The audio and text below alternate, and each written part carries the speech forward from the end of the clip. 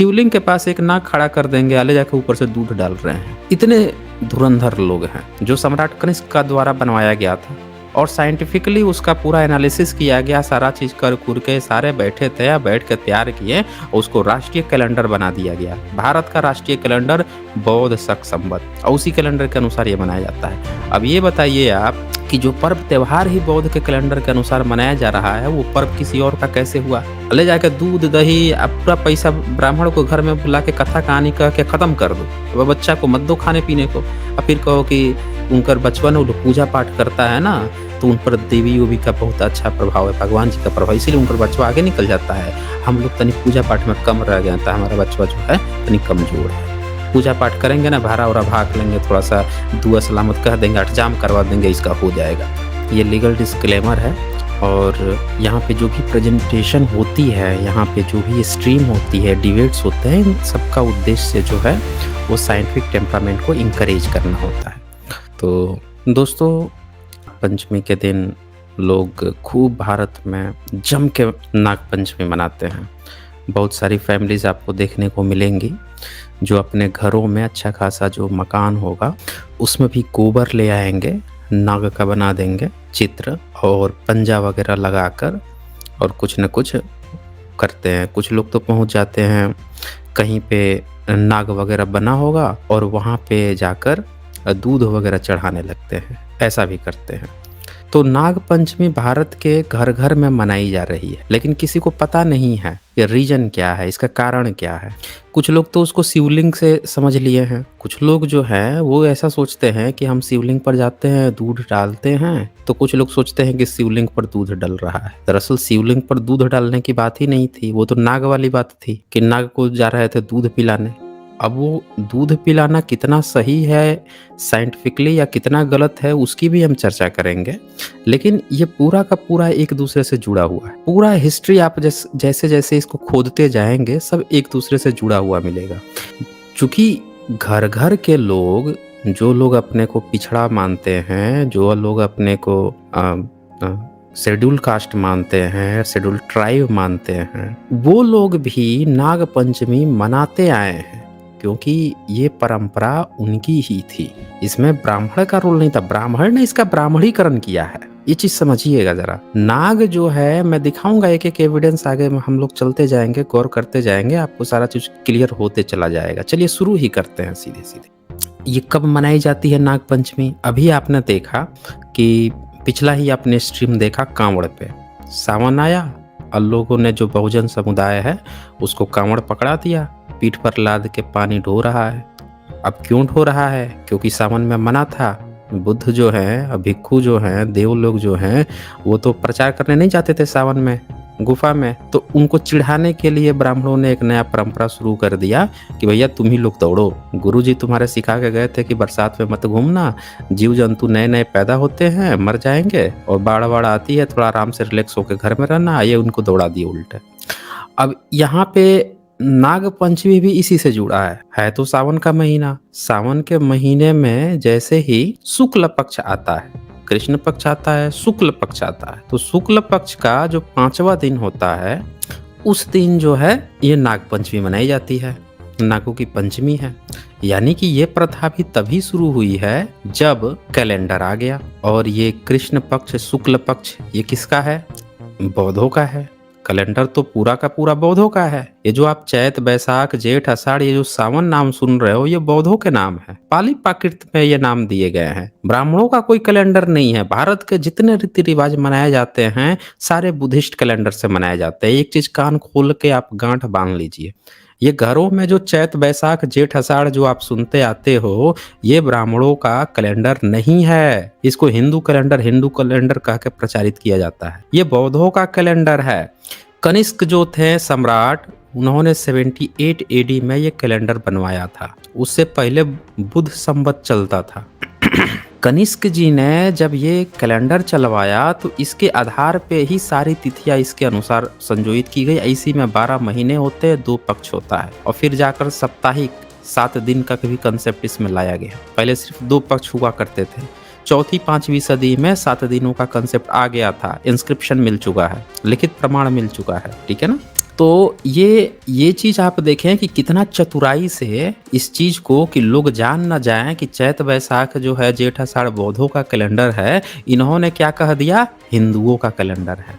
मैं बार-बार कहता हूँ जैसे ये कहे हिंदू तो आप समझ जाइए कि ब्राह्मणों का नहीं है, ये बौद्धों का है। अब बौद्ध का नाम लेना नहीं चाहता है इसलिए हिंदू शब्द वहाँ जुड़ रहा है। जब देश आज़ाद हुआ तो नेहरू जी ने कहा कि भई भारत का कैलेंडर कौन-सा बनाया जाए तो ग्रेगोरियन ईसाइयों वाला कैलेंडर है, क्या किया जाए यहाँ पे? इस्लाम तो अपना हिजरी कैलेंडर चलाता है, भारत में क्या किया जाए? तो इन्होंने भारत का शक संवत उठाया, जो सम्राट कनिष्क का द्वारा बनवाया गया था और साइंटिफिकली उसका पूरा एनालिसिस किया गया, सारा चीज़ कर-कुर के सारे बैठे थे, बैठ के तैयार किए, उसको राष्ट्रीय कैलेंडर बना दिया गया। भारत का राष्ट्रीय कैलेंडर बौद्ध शक संवत और उसी कैलेंडर के अनुसार ये मनाया जाता है। अब ये बताइए आप कि जो पर्व त्योहार ही बौद्ध के कैलेंडर के अनुसार मनाया जा रहा है, वो पर्व किसी और का कैसे हुआ? दूसरा तो सिर्फ उसका ब्राह्मणीकरण करेगा। ब्राह्मणीकरण क्या किया कि सांप को दूध पिलवाना शुरू कर दिया। बताइए सांप दूध पीता है? सांप जो है दूध पीता है। मौर्यंस कहा जाता है कि भारत में अनेक राज्य हुआ करते थे, सबके अपने टोटेम हुआ करते थे। मौर्यंस के टोटम क्या थे? मौर्यंस के टोटम मोर था। टोटम आप समझते हैं ना, इंग्लिश में टोटम कहा जाता है। ये आप हिंदी में उसको समझ सकते हैं जैसे उसका प्रतीक चिन्ह। हर राज्य का जो ध्वजा होता है उसका कुछ प्रतीक चिन्ह होता है, उसे पहचान होती है, गण उसकी पहचान होती है। तो बहुत सारे लोग जो भारत के जो मूल निवासी या भारत के जो सबसे बड़ा जो साम्राज्य था नागों का था, नाग टोटेम हुआ करता था। तो लोग अपने पूर्वजों की याद करते हैं, वो प्रतीक चिन्ह है, वो उसका प्रतीक चिन्ह है, इसने उसका ब्राह्मणीकरण कर दिया। मोर मोर जो है जो भारत का राष्ट्रीय वो है पीकॉक पंछी है, राष्ट्रीय पंछी है। किसका प्रतीक था? बौद्धों के जो मौर्यंस थे उनका टोटेम था। तो ये चीज़ आपको समझनी पड़ेगी कि भारत के आज भी जितनी उपलब्धि जो दिखाई जा रही है हिंदू के नाम पे, वो सारी की सारी बौद्धों की है। अब आइए घुसते हैं इस नाग पंचमी में, देखें चल क्या रहा है। ये देखिए ये एक फ़ोटो लिया गया है, इसमें एक हिंदू लड़की बताया गया है कि हिंदू लड़की जो है हाथ में वो कोई दूध ली हुई है और वो साँप उठा के साँप पिला रही है, दूध पिला रही है। बताइए साँप दूध पीता है? कितनी बड़ी बेवकूफ़ बना दिया इन लोगों ने। भाई आज तक जितने प्राचीन काल में जितनी शिल्पकला मिली है, कहीं पे आपने देखा है कि सांप को कोई दूध पिला रहा हो? भाई सांप दूध पिएगा तब मर जाएगा, सांप दूध नहीं पीता है। इसका मतलब कि आपकी सभ्यता, आपके पूर्वज, आपकी धरोहर को आपके हाथों ही मरवाने के लिए इसका ब्राह्मणीकरण कर दिया। जा बेटा तू सांप को दूध पिला, मार दे उसको, मार दे अपने प्राचीन सभ्यता की विरासत को। और पूरा बहुजन समाज उठ उठ के जाके सांप को दूध पिला रहा है। अरे दिमाग, हमारे दिमाग कहाँ है भाई साहब? हम लोग कहाँ पे जी रहे हैं? मैं बार बार कहता हूँ कि भैया अपना इतिहास पकड़ो, सही से पहचानो। जहाँ पे ब्राह्मणवादी जिस पर्व त्योहार में घुसेगा तो आपके ही धरोहर को आपके हाथों ही मरवा देगा। हमारे पूर्वज इतने अनसाइंटिफिक थोड़े थे। आज तक देखा है आपने किसी मूर्ति कला में जिसमें सांप को दूध पिलाया जा रहा? कभी सांप को दूध नहीं पिलाया जाता। प्राचीन काल के लोग भी जानते थे। अंग्रेज जब भारत में आया यहाँ पे तो विदेशी जितने भी आए उन्होंने भारत को क्या कहा? ये तो सपेरों का देश है, सांप सपेरों का देश है। क्यों कहते थे? क्योंकि यहाँ ये देश जो है नागों का था। यहाँ के लोग सांप पालते थे और साइंटिफिकली भी पढ़ाया जाता है किताब में, चाहे सीबीएसई की किताब हो या स्टेट बोर्ड, सब में ये बात पढ़ाई जाती है कि सर्प जो है किसान का मित्र होता है। ये बात जो है बुद्धा ने भी सिखाई थी लोगों को कि बेटा सांप नहीं मारना चाहिए। बाद के भिक्षुओं ने तो जब देखा कि यार ये तो मान नहीं रहे हैं तो उन्होंने कहा कि बेटा सांप तुमको डस भी लेना तो भी बच जाओगे। लोग वो हदास के मारे मर जाते हैं, मतलब डर के मारे मर जाते हैं कि सांप काट लिया तो मर जाएंगे। जबकि मात्र 1-2% ऐसे ही सांप की कैटेगरी है।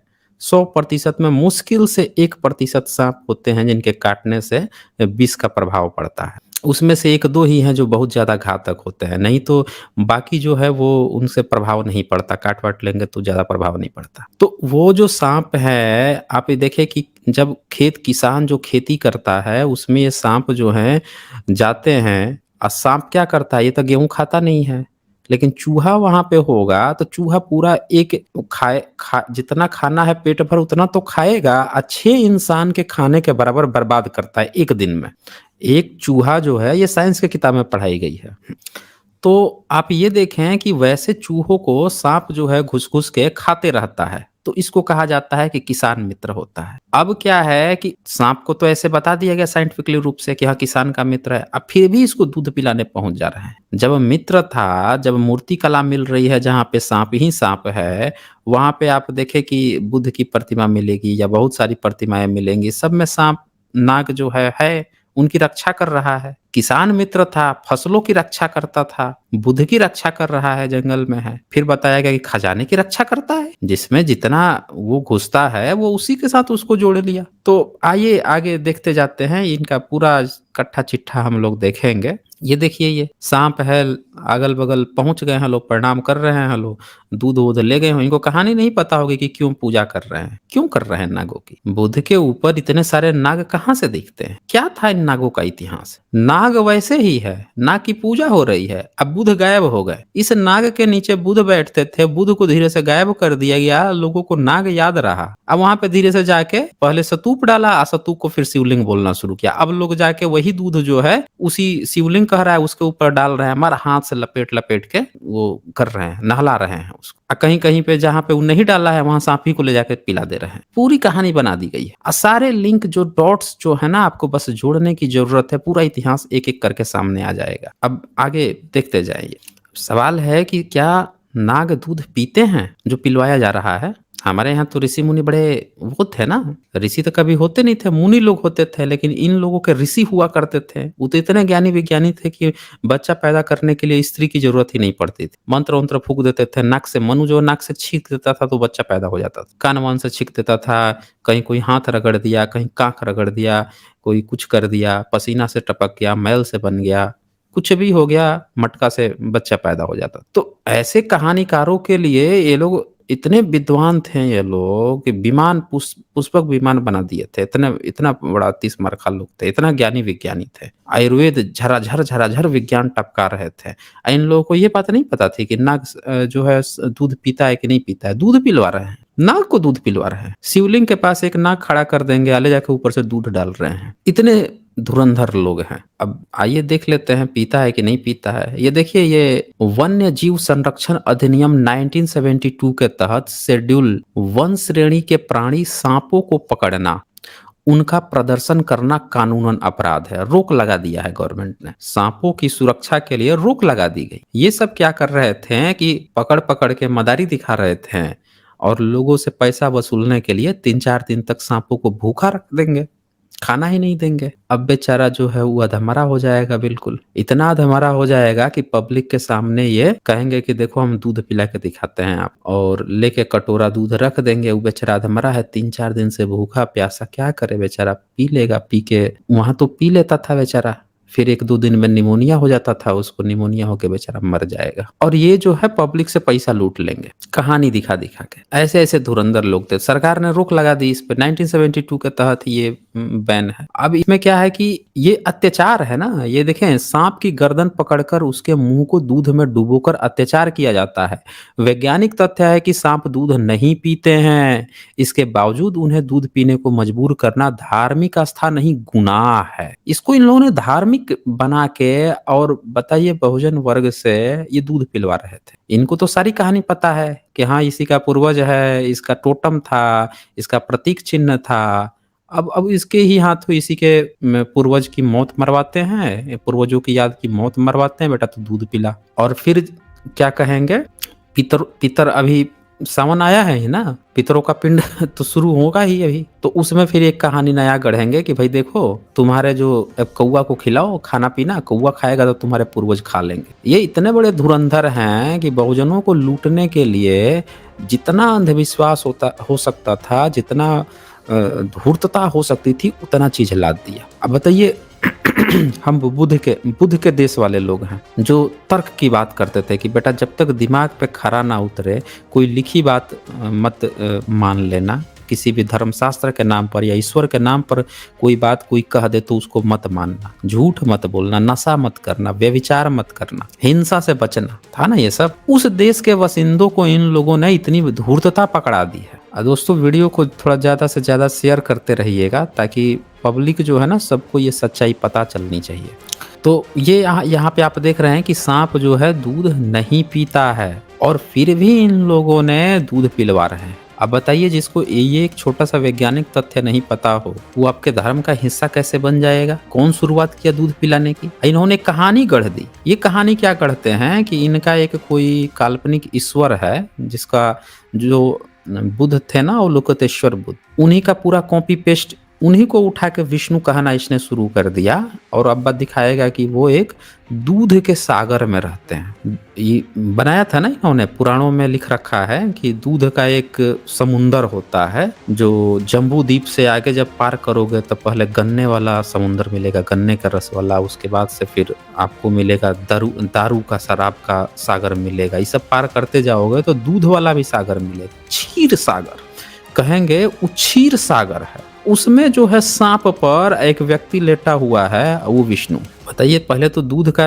समुंदर बना दिया, उस पर एक सांप को लेटा दिया और उस पर जो है विष्णु लेटा हुआ है। बताइए सांप जो है, अब या तो विष्णु कितना चालाक है कि उनको लेटने के लिए जगह नहीं मिल रहा है, जीव जंतु ही मिल रहे हैं, जीव जंतु मिल रहा है। उड़ने के लिए एक गरुड़ जीव है, उस पर बैठ जाता है बेचारा। अभी देखें रोक लगा दी है सरकार ने। अभी लड़के जो है ना, उन्होंने वो बनाया, जो बैलगाड़ी होती है तो बैलगाड़ी के आगे बीच में एक चक्का लगा दिया कि ताकि जो दो बैल हैं उन पर लोड कम पड़े। उनको लोग अभी भी बहुत सारे लोग बैलगाड़ी पे सामान ढोते हैं। अब जीव पर आप अत्याचार ही कर रहे हो ना, आप उसको खिला पिला रहे हो, घर में रख रहे हो, इसका मतलब ये थोड़ा है कि आप इतना बड़ा बोझा उसके ऊपर लाद दोगे, उसको टॉर्चर किए जा रहे हो। यार उसकी अपनी जिंदगी नहीं है, सुबह शाम नादे में लगा दिया, खाना खिला दिया, उसके बाद से उसको अब टॉर्चर कर रहे हो सुबह से शाम तक उसको। मतलब मजदूर है तो मजदूर को आप क्या देते हो? मजदूर को पैसे भी देते हो ना। यहाँ पे आप उसको सिर्फ खाना दे रहे हो और सुबह से आप हाँके जा रहे हो, लादे जा रहे हो। पूछे हो कभी उससे कि बेटा तुम कितना भार सहन कर पाओगे? नहीं कर पाओगे। तो लड़कों ने अब एक चक्का बीच में लगा दिया कि वो सिर्फ चलेंगे, अब भार जो है वो चक्के पे रहेगा। लेकिन ये विष्णु को देखिए, इसको ब्राह्मण क्या किए हैं कि कहानी बनाए हैं कि एक सांप को गोला बना के उसी पर लेटा दी। समुंदर है, नीचे समुंदर है, दूध बह रहा है, दूध के ऊपर सांप है। भैया उसको प्यास लगेगी या दूध पिएगा तो मर जाएगा साइंटिफिक रूप से। ये कितने धुरंधर चालाक लोग हैं। ये कौन सी कहानी बनाए हैं? दरअसल इन्होंने पूरी कहानी ही बनाई है, चोरी का माल है। अकल बुद्धि रहता तब तो। कहीं आपने सुना है कि दूध के सागर में बुद्ध? नहीं सुने होंगे। लेकिन इन्होंने बुद्ध की ही पूरी वही चीज उठा के और वो बना दिया कि समुंदर दूध पे बैठा हुआ है और फिर दूध पिलवा रहे हैं यहाँ पे लोगों से। इतने बड़े बड़े ये लोग ज्ञानी लोग हैं, धुरंधर लोग हैं। तो ये आप यहाँ पे देख पा रहे हैं कि ये पूरी तरह से जो है अनसाइंटिफिक है। अब सवाल ये आता है कि भैया हिस्ट्री क्या है फिर नागपंचमी की? कहाँ से ये चीजें आ रही हैं? क्यों पब्लिक जो है नागपंचमी मनाती है? क्यों पब्लिक इसके पीछे इतनी पागल है? अगर आप किसी को कह दो, जैसे मुस्लिम ही हैं, उनको आप कोई चीज कह दो कि भैया ये नया चीज मान लो, वो मान लेंगे? नहीं मानेंगे। भारत के लोग क्यों इतनी आसानी से मान लेते हैं? भारत के लोग इतनी आसानी से क्यों मान लेते हैं? ईसाइयों को आप कोई चीज नया चीज उठा कर दे दो कि भैया तू ये चीज मनाना शुरू कर दे, वो मानेंगे? नहीं मानेंगे। उनके मौलवी, उनके पोंप कोई नई चीज उठा कर दे देना, आपस में ही लड़ मरेंगे और नहीं चीज मानेंगे। लेकिन यहाँ पे भारत के लोग जो हैं, उनको जब आप कोई भी चीज गलत सलत उठा कर दे देते हो और तुरंत पकड़ के लगते हैं नाचने उसी पर। क्यों होता है ऐसा? इसके पीछे बहुत बड़ा राज है दोस्तों। राज ये है कि ब्राह्मणिकल सिस्टम आपको कोई भी नया चीज नहीं देता है। आपके अपने ही पर्व त्योहार, आपके अपने ही जो सम्यक कल्चर आपका रहा है, जो आपकी समण सभ्यता है, उसी चीज को उठाता है, वो उसी तिथि को भी उठाता है और उसका ब्राह्मणीकरण करता है। बुद्ध को हटाता है, महावीर को हटाता है, बोधिसत्वों को हटाता है और वहां पे लगा देता है अपना ब्राह्मण, ब्रह्मा विष्णु महेश, राम कृष्ण दुर्गा काली, ये उठा के ब्राह्मणीकरण कर देता है। अब क्या होता है कि जब पूरे दुनिया के लोग देखते हैं, तो जब वो दुर्गा काली को देखते हैं तो वो तो सोचते हैं कि हाँ ये तो बौद्धों की तारा है, डाकिनी है। वो तो बेचारे नहीं सोचते हैं, उनको लगता है कि हाँ हाँ ये है। वो थोड़े जानते हैं कि तो ब्राह्मण ये अपना एक नया कहानी बना दिया है, या भारत की पब्लिक जानती ही नहीं है कि वो बौद्धों की तारा देवी और डाकिनी है। तो दूसरी कहानी बना के दूसरी चीजें चलवा रहा है उल्टी। फिर वो देखते हैं मूर्ति कला, देखते हैं शिल्प कला, देखते हैं तो वो सोचते हैं कि अच्छा ये तो बौद्धों का ही अवलोकितेश्वर हैं, बाहर वाले ये सोचते हैं और ये इधर कहानी अपना दूसरा कहानी, बुद्ध का तो नाम ही नहीं आना है यहाँ। तो इंटरनेशनली, ग्लोबली भी वो विरोध नहीं कर पाते और यहाँ की पब्लिक आसानी से वो अपना कल्चर मान के, सामने तो हिंदू मुसलमान खड़ा ही किया हुआ है, आसानी से इनको उसमें डुबो देता है। इसीलिए पब्लिक डूब जाती। समझना पड़ेगा आपको कि ये सारी चीज़ आपकी ही है, कैसे हैं, कैसे ब्राह्मणीकरण करके आपको पकड़ाया जा रहा है। आइए देखते हैं इसको। ये देखिए ज़रा फ़ोटो, ये मुंबई की कनेरी जो केव्स है वहाँ पे मिला है ये। अब बताइए बुद्ध जो हैं इनके पीछे 5 ये साँप क्या कर रहे हैं? भई अभी तक तो आपको ये दिखाया गया था कि जो साँप होता है इस पर तो विष्णु विष्णु बैठते हैं, या फिर साँप जो है वो शिवलिंग होता है वहाँ पे साँप होता है। आपको ये बताया गया था। लेकिन यहाँ पे बुद्ध ही क्यों हैं? सबसे पुरानी जो मूर्तियाँ मिल रही हैं वहाँ पे बुद्ध के, वहाँ पे सर्प क्यों मिल रहे हैं बुद्ध के साथ? ये चीज़ आपको समझनी पड़ेगी। अब ये मिल रहा है, इसका मतलब क्या है कि नागों की जो परंपरा थी वो बुद्ध के साथ जुड़ी हुई और इसको इन लोगों ने ब्राह्मणीकरण कर दिया है। वहाँ से हटा के और वहाँ पे कुछ और डाल दिया या फिर वहाँ से हटा के खत्म ही कर दिया है। ये आपने देखा कन्हेरी केव्स में, आप जाकर वहाँ पे देख सकते हैं। अब ये एक दूसरी फोटो और देख लीजिए। इसमें भी बड़ा एक गजब कहानी हुआ था। कुछ लड़के रिसर्च के लिए गए थे वहाँ पे। एक किसान जो था वो दावा किया कि हम हल जोत रहे थे तो हमारे जो हल जो था वो, ये जो नाग है ना इसके ऊपर इसके सर से टकराता था बार बार। मैं सोचता था कि पत्थर उत्थर होगा, मैं ध्यान नहीं देता था, उठा के थोड़ा सा ऊपर उचका के आगे जूत ऊत के निकल जाता था। एक बार क्या हुआ कि थोड़ा सा पानी वानी था, ज्यादा था, थोड़ा सा नीचे हल गया, फिर खबर उबर दिया, खुदाई उदाई हुई तो पूरा का पूरा ये निकल गया। अब लड़के गए थे रिसर्च करने, वो सब पता लगाए हो गए, जो उनके साथ प्रोफेसर थे उन लोगों ने पता लगाया तो पता चला कि तो 7th सेंचुरी का है। अब बताइए 7वीं सदी में जो गोविंदपुर है उड़ीसा में, वहां पे जो है क्या मिल रहा है आपको? पूरा बुद्ध ही बुद्ध मिल रहे हैं। सांप जो है इनके ऊपर ऐसे रक्षा कर रहा है, देख लीजिए कैसे सांप पूरा फन निकाले है, जीभ निकली हुई है और उनकी रक्षा कर रहा है। अब उसके ऊपर बुद्ध बैठे। आपको इन लोगों ने क्या दिखा दिया है कि सांप ऐसे गोल ग्रह रहेगा, उस पर एक व्यक्ति बैठा हुआ है और समुंदर, जो मिल्क का जो समुंदर है उसमें तैर रहा है, एक औरत पैर दबा रही है। यही बताया गया ना, विष्णु बना दिया गया। कहीं पे इसके नीचे शिव को रखा गया, कहीं पे विष्णु को रखा गया। जहां जिसको जो मन आया बुद्ध को हटा दो, कोई भी देवी देवता वहां पे डाल दो। इस तरह से ब्राह्मणीकरण किया गया है दोस्तों। अब ये देखिए आप इस चित्र को देख के आपको क्या लग रहा है कि नाग जो है, नाग का रिश्ता बुद्ध से था।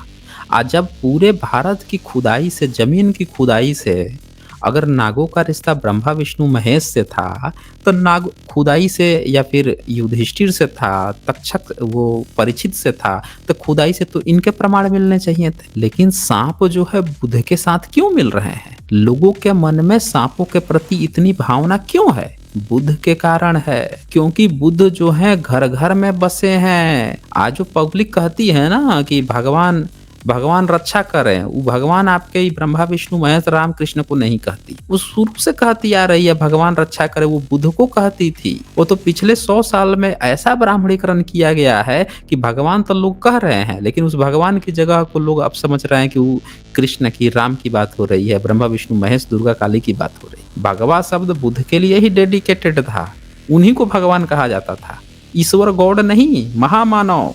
तो पूरा का पूरा यहाँ से आप रिलेशन देख पा रहे होंगे कि सांप का जो कनेक्शन है वो बुद्ध मार्ग से, पूरी तरह से बुद्ध मार्ग से है और बुद्ध से ही है। और इसीलिए सांप जो है या नाग पंचमी जो है, चूंकि सावन में पानी बरसता है, बिलों में घुस जाता है पानी, सांप निकल के आता है बाहर, तो इसमें जो है पब्लिक जो है नागों को मारना नहीं है। बुद्ध ने और जितने भी बौद्ध भिक्षु थे इन्होंने सिखाया, इन्होंने तो आप चले जाइए थाईलैंड वगैरह में, म्यांमार वगैरह में मिल जाएंगे बाघों को, टाइगर को पालते हुए लेके, ऐसे जैसे लोग अपने डॉगी को घुमाते हैं वैसे वो शेरों को लेकर घुमाते हैं।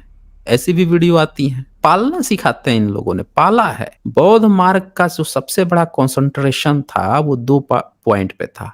स्वास्थ्य, पहला कि आप स्वस्थ रहें, बुद्ध से बड़े-बड़े भी जो लोग थे, अब बुद्ध भी थे, ये लोग सबसे ज़्यादा उम्र तक जिए थे। 80-80 साल तक उस समय आराम से ये लोग जी जाते थे। इन लोगों का पूरा फ़ोकस रहता था स्वास्थ्य पे। ये बहुत ज़्यादा स्वास्थ्य पे ध्यान देते थे। इसी स्वास्थ्य के क्रम में इन लोगों ने मार्शल आर्ट का जन्म दिया था। आज आप देख लीजिए बहुजन वर्ग जितना भी है एक्सरसाइज़ करता है, व्यायाम करता है, अच्छा खाना खाता है? बताइए, मिलता है इसको? दूध भरपूर पीने को मिलता है? नहीं मिलेगा। जो थोड़ा बहुत दूध होगा तो ब्राह्मण अपनी किताब में अपने तैस्रीय ब्राह्मण में लिख रखा है कि भैया अगर बहुजन जो है, जो शूद्र जो है, ये अगर घी दूध दही की मट्ठा खाएगा तो इससे ब्राह्मण को बड़ा तकलीफ पहुंचती है। खाने नहीं देता था। एनिहिलेशन ऑफ कास्ट में बाबा साहब ने लिखा है ना कि जब खिलाए थे घी तो क्या किया था, सारे सवर्णों ने आके मार मार के भूरता निकाल दिया था। सारा तीर्थ घी खाओगे तुम लोग, तीर्थ यात्रा करके आए हो तो तुम लोग घी खा लोगे, ये हाल करते थे ये लोग। तो नहीं खाने देता। ये दूध जो चढ़वाया गया है इसका दो कारण है दोस्त, कि एक जो बहुजन वर्ग वो जानता है कि बहुजन सांप तो दूध नहीं पीता, ये बात अच्छी तरह से जानता है। एक तीर से उसने कई शिकार कर दिए। बहुजन वर्ग का बच्चा जो है, अब उसके घर के बच्चे खाने पीने को अच्छा से नहीं मिल पाता, हष्ट पुष्ट नहीं हो पाते। जब हष्ट पुष्ट नहीं होंगे, स्वस्थ खाना नहीं मिलेगा तो दिमाग कैसे काम करेगा? क्लास में भेजोगे पढ़ने के लिए, बच्चा अच्छा डाइट नहीं खाया रहेगा तो जिनका बच्चा 1000 साल से अच्छी डाइट खा के आ रहा है उनसे वो मुकाबला कर पाएगा। फिर कहोगे हमारा बच्चा कमजोर है। ले जाके दूध दही अब पूरा पैसा ब्राह्मण को घर में बुला के कथा कहानी कह के खत्म कर दो। अब बच्चा को मत दो खाने पीने को। अब फिर कहो कि उनकर बचपन वो लोग पूजा पाठ करता है ना, तो उन पर देवी उवी का बहुत अच्छा प्रभाव है, भगवान जी का प्रभाव, इसीलिए उनका बचवा आगे निकल जाता है। हम लोग तनी पूजा पाठ में कम रह गए तो हमारा बचवा जो है तनी कमजोर है। पूजा पाठ करेंगे ना, भारा वरा भाग लेंगे, थोड़ा सा दुआ सलामत कह देंगे, अठजाम करवा देंगे, इसका हो जाएगा। तो ये नौटंकी चलती है। अरे भैया अपने बच्चे को अच्छा खिलाइए पढ़ाइए, बुद्ध से एक दो बात तो सीख लेते हैं। नाग की पूजा करने जा रहे हो, नाग के नीचे कौन बैठा, नाग किसकी संरक्षा करता था, ये बात आप नहीं देख पा रहे हैं। आप पूर्वजों से दो तीन अच्छी बातें सीख लेने में कोई बुराई नहीं है। खराब बातें हैं तो फॉरगेट कर दीजिए, लेकिन कोई अच्छी बात अगर पूर्वज बता के गए हैं उसको सीखिए। तो ये चीज जो है समझ में नहीं आती लोगों को। तो ये आपने देख लिया यहाँ पे। और देखिए बहुत सारे चित्र भरमार लगी है गूगल पे, पूरे नाग ही नाग जो है संरक्षण करते हुए मिलेंगे।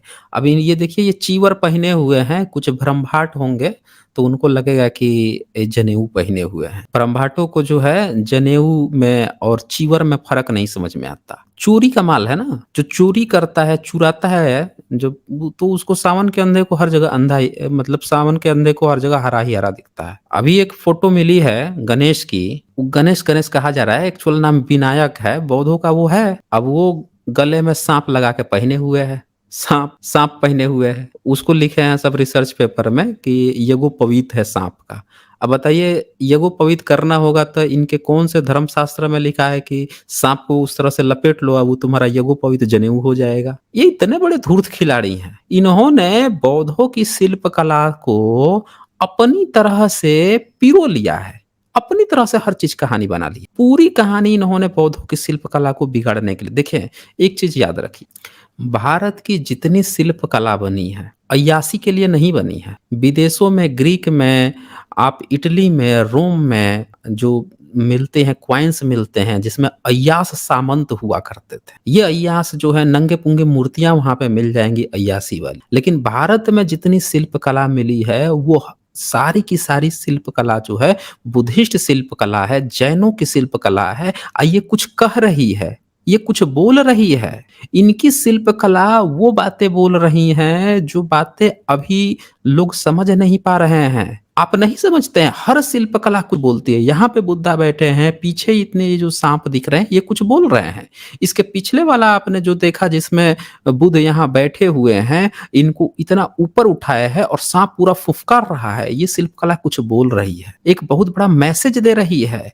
ये देखें, इसके पहले यहाँ पे सिर्फ 5 सांप है, 5 नाग है, वहां पे 7 थे। ये कुछ बोल रहे हैं, ये बता रहे हैं, ये चीजें बता रही है कि यहाँ पे 5 ही फन क्यों है। यानी कि इसका ये मतलब हुआ कि यहाँ पे 5 संरक्षक हैं, इस जगहों पे 5 अलायंस है, 5 राज्य जो हैं वो अलायंस किए हुए हैं कि बुद्ध पर हमला उनके ऊपर हमला माना जाएगा। मतलब मैं एक सिंबॉलिक आपको बता रहा हूं, एग्जैक्टली ये नहीं है। जब बुद्ध थे, क्योंकि ये शिल्पकला 7th 5th 7th सेंचुरी की है, लेकिन जब बुद्ध थे उस समय जो 16 जनपद थे उन लोगों ने अनाउंसमेंट किया था कि बुध पे हमला उनके राज्य पे हमला माना जाएगा। तो ये जितने भी ये जो 5 ये जो दिखाए जा रहे हैं, ये इनके दिखाए जा रहे हैं कि बुध के या बुध शिल्प कला के इनके ये संरक्षक हैं। और नाग जो है ये टोटेम है, यानी जिस-जिस राज्यों का टोटेम नाग है वो सारे जो है इनका अलायंस है और वे इनके रक्षक हैं। इसी तरह से ये जो 7 दिखाया जा रहा है, इसमें भी दिखाया जा रहा है कि 7 जो नाग्स हैं, ये इनके संरक्षक हैं और ये उनके टोटेम हैं। ठीक है ना? ये बहुत चीज़ें बोलती हैं जो 1000 साल तक हमें जो गुलाम किया गया है, ये क्या अंग्रेज़ों और मुगलों ने गुलाम किया था? नहीं, ये ब्राह्मणों ने गुलाम किया था। मैं गुलामी एक्चुअल गुलामी मानता हूँ जिसमें आपका शैक्षणिक और आर्थिक आधार जो है, आपका राजनीतिक अधिकार, आपका जो है सामाजिक अधिकार आपको जो बहिष्कृत कर दे, वो असली गुलामी होती है।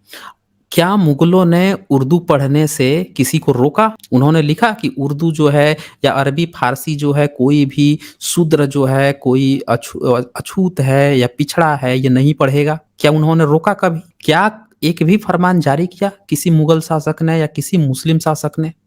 क्या अंग्रेजों ने ऐसा कोई फरमान जारी किया कि अंग्रेजी तुम्हें नहीं सीखने देंगे? उन्होंने तो पकड़-पकड़ के सिखाया, कानून बना दिया। तो गुलाम कभी उन्होंने नहीं किया दोस्तों। हमारी असल गुलामी हुई जिन लोगों ने हमें एजुकेशन से रोका, हमारी पाली को पहले बर्बाद किया, पाली प्राकृत को बर्बाद कर दिया। जब पाली प्राकृत बर्बाद होगा, हमारे सारे विश्वविद्यालय जलाए गए। जो ये शिल्प कला बोल रही थी, हर शिल्प कला कुछ बोलती है। तो ये क्या बोल रही थी? वो स्क्रिप्चर्स में जो चीजें दर्ज थी, ये शिक्षाएं थी पूरी बुद्ध की। उस समय 3D लेजर नहीं था, स्क्रीन नहीं था, उस समय टीवी नहीं था, ये मूर्तियां थी। मूर्तियां एजुकेशन देती थी। एक सिंगल पीस मूर्ति को दिखाकर और बौद्धिस्ट जो हैं, जो महायानी लोग थे, जो चित्रकला बनाकर दिखाते थे, लोगों को बता सकते थे, जो रिप्रेजेंटेशन होता था वो दिखा सकते थे कि ये क्या चीजें बता रही हैं, क्या इसका सिंबॉलिक रिप्रेजेंटेशन है, इससे आप क्या शिक्षा ले सकते हैं, वो सारी चीजों को खत्म कर दिया गया। और आज आपको क्या किया गया है? इनके आगे एक घंटा लटका दिया जाता है, जाइए मारिए टन, और फिर आके दुनिया भर का आपसे कहा जाएगा मिन्नत मांग लो, ये मांग लो, शिक्षा गई भाड़ में। उल्टे आपको घंटा लगा के घंटा बजाने के लिए तैयार कर दिया। तो ये चीज आपको समझनी पड़ेगी कि किस तरह से हमें बर्बाद कर दिया गया, जो एक्चुअल शिक्षा थी, जो मूर्ति कला थी, शिल्प कला थी। आपको क्या लगता है ये अजंता केव्स क्यों बनाई गई, एलोरा केव्स क्यों बनाई गई? इसमें जो भीतर आप घुसते हैं, जो वहां पे जातक कथाएं पूरी चित्रित करके लिखी गई हैं, ईसा से ही कितने कितने 100 साल पहले की है, 300 साल पहले, 400 साल पहले तक की भी कहा जाता है, बनाई गई। क्यों बनाई गई थी? लोग उन चित्रों को देख के, उस पे जो लिखित है उसको देखकर जातक कथाओं को समझ सके। एजुकेशन दी जा रही थी। आपको क्या लगता है कि कोई आज टेम्पल ये बना के भीतर मूर्ति बैठा देते हैं, कहते हैं जाइए घंटा बजाइए, दुआ मांगे, ये काम के लिए बनाया था उन लोगों ने? भाई एजुकेशन दे रही थी ये मूर्तियां। उस समय के बौद्धों के जो 4 डिवीजन थे, आपने सुना होगा। अच्छा आपने सुना होगा इस्लाम में 2 डिवीजन हुआ, शिया और सुन्नी का। किस बुनियाद पे हुआ? सैद्धांतिक बुनियाद पे हुआ, या उनके फॉलोअर्स में कुछ मतभेद हो गया किसी पॉइंट पे, उस आधार पे हुआ? यहाँ पे जो डिवीजन हुआ बौद्धों में, इसको जरा गौर कीजिएगा। यहाँ पे डिवीजन क्या होता है? सौतांत्रिक, वैभाषिक, विज्ञानवाद और माध्यमिका यानी शून्यवाद। और ये जो है ये फिलॉसफी ये कह रही है, फिलोसफिकल डिवीजन है ये फिलॉसफी में कह रही है। ये लोग फिलॉसफी की तह में चले गए। आप इस पे चर्चा कर सकते हैं कि वो फिलॉसफी में कुछ खामियां हैं, कुछ अच्छाइयां हैं, या हम उस पर क्या कहना चाहिए, या क्या कितनी सही है, कितनी, आप उस पर चर्चा कर सकते हैं, डिबेट भी कर सकते हैं। लेकिन वो जो डिवीजन हो रहा है, आप देखिए फिलॉसफी के भीतर घुस के ये डिवीजन हो रहा है, फिलॉसफी पे, विचारों का, गहन विचारों का। क्या ये लोग इतने हल्के थे कि ये मूर्ति सिर्फ बना के छोड़ देंगे? नहीं भाई साहब, इनकी हर मूर्ति कुछ कह रही है। ये तो आपको उन शिक्षाओं को भुलाने के लिए आगे घंटा लगा दिया गया कि बेटा जैसे जाना घंटा मारना, उसी से पता चल जाएगा, टन करेगा, दिमाग शून्य हो जाएगा, फूल बत्ती चढ़ाना, भीतर जो बैठा होगा उसका कुछ फायदा करा के निकल लेना, जानना मत कुछ करना है। वो तो लहंगा चुनरी साया ब्लाउज टिकुली सिंदूर लगा के बैठा के बना ही दिया है जो बनाना है। तो ये चीजें हैं, और इसीलिए मैं ये इसलिए बता रहा हूं ताकि आप सबको ये बात समझनी पड़ेगी कि जो नाग जो हैं ये हमारी परंपरा थी या इसका कैसे ब्राह्मणीकरण करके दूध पिलवाया जा रहा है। और देखिए, ये मैंने दिखा ही दिया। अब ये किताब है वर्तमान क्षत्रिय पूर्व में कौन थे?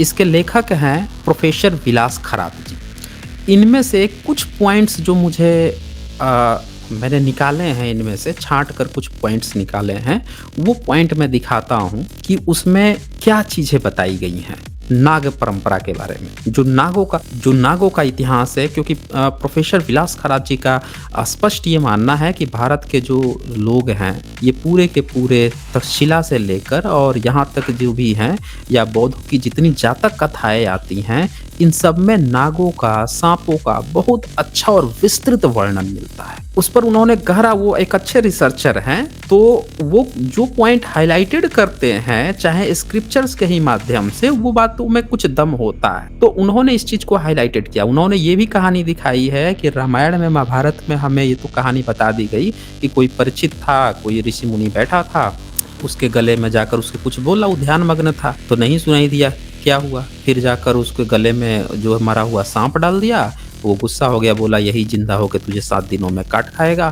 फिर इन लोगों ने क्या कहानी बनते हैं कि एक ऋषि को, एक दूसरा आता है बंदा, वो यज्ञ करता है कि सारे के सारे जो सांप हैं, नाग हैं, वो उसमें जलकर मर जाएंगे। अब बताइए, यज्ञ जो है, यज्ञ करके सांपों को मारा जा रहा है, नागों को मारा जा रहा है, जबकि बौद्ध परंपरा कहती है कि भैया नाग को तो मारना ही नहीं है, नाग तो ये तो सांपों के मित्र होते हैं। तो पूरी तरह से इन लोगों ने महाभारत का ब्राह्मणीकरण किया है, और जो भारत की मूल परंपरा थी, जो विदेश तक के लोगों ने सर्वेक्षण किया, वो किया, उन्होंने भारत को कहा कि भैया ये सांप सपेरों का देश है, नागों का देश है, और इसमें ये ब्राह्मणों ने ऐसी कहानी रच दी कि भैया यहाँ सांप को यज्ञ करके मारा जा रहा है।